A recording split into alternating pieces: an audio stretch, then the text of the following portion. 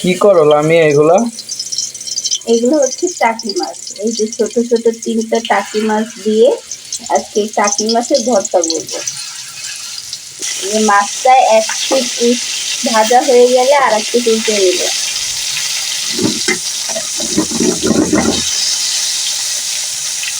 দেখো আমার 3টা মাছ ভালোভাবে ভাজা হয়ে গেছে, এখন উঠাই নেব।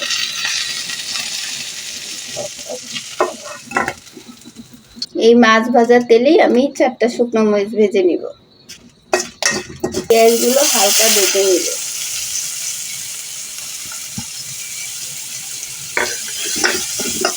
মরিচটা ভালো মতো ডলে নিব। পেঁয়াজ আর মরিচটা আগে মাখিয়ে আমি একপাশে রেখে দেব।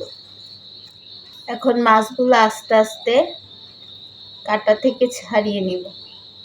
কাঁটাগুলো ভিতর থেকে বের করে নেব, নাহলে এই কাঁটা মুখে বাজলে খুব খারাপ লাগে। এখন কাঁটা ছাড়ানো শেষ। এখন মাছগুলো হাত দিয়ে ভালো মতো মিহি করে নিব। মাছগুলোর সাথে এই যে পাশে রাখা যে মরিচ আর পেঁয়াজ মাখা ছিল ওইটা ভালো মতো মাখায় নিব। আমি কিন্তু মরিচ আর পেঁয়াজটা আগেই লবণ দিয়ে মাখিয়ে নিছি, আর যেহেতু মাছ ভাজার সময় দিয়েছিলাম লবণ, তো সেহেতু আর বাড়তি লবণ লাগবে না।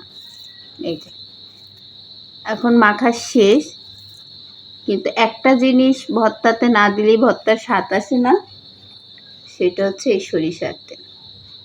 হালকা একটু সরিষার তেল দিয়ে দিব।